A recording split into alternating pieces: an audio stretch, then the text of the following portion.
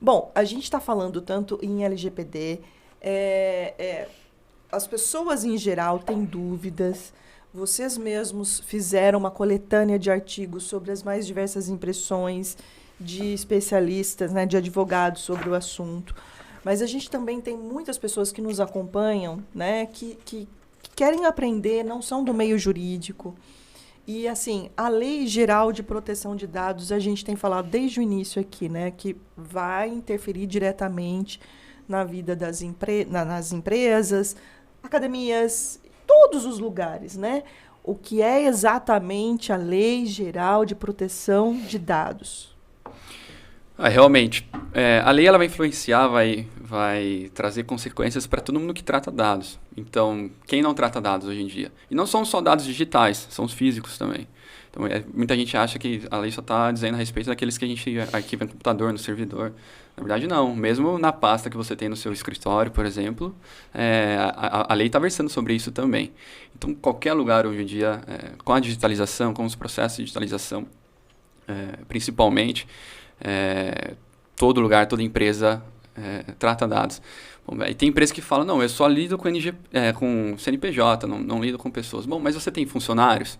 Então, você tem dados daquelas pessoas. E os contratos, os contatos, os e-mails que você faz com essa outra empresa. Ali também está havendo uma troca de dados.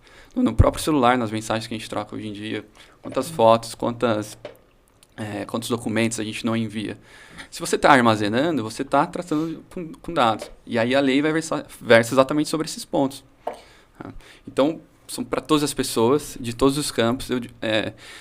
Estudando a lei, tem uma frase muito interessante, não vou lembrar exatamente como que é, mas um dos autores que estão aqui no livro cita e diz, né, que desde da CLT, da Constituição Federal, Código de Defesa do Consumidor, essa é uma lei que tem uma amplitude tão grande porque ela abarca todos os campos do direito.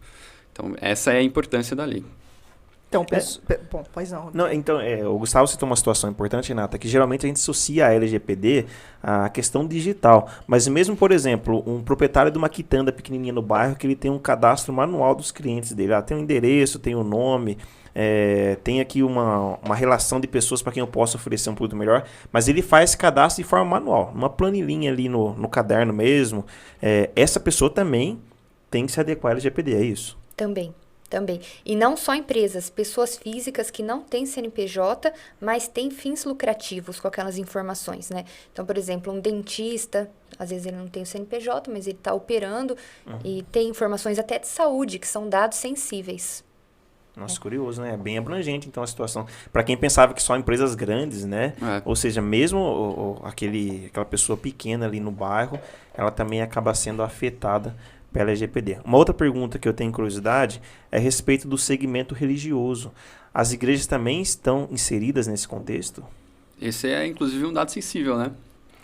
A gente, dentro da LGPD, a gente tem a diferença entre dados e dados sensíveis, que a Bárbara estava tocando agora.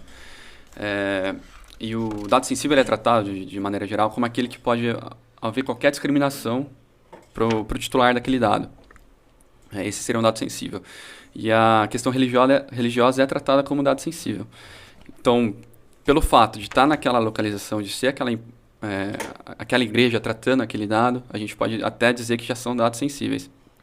Mas sim, a igreja entra.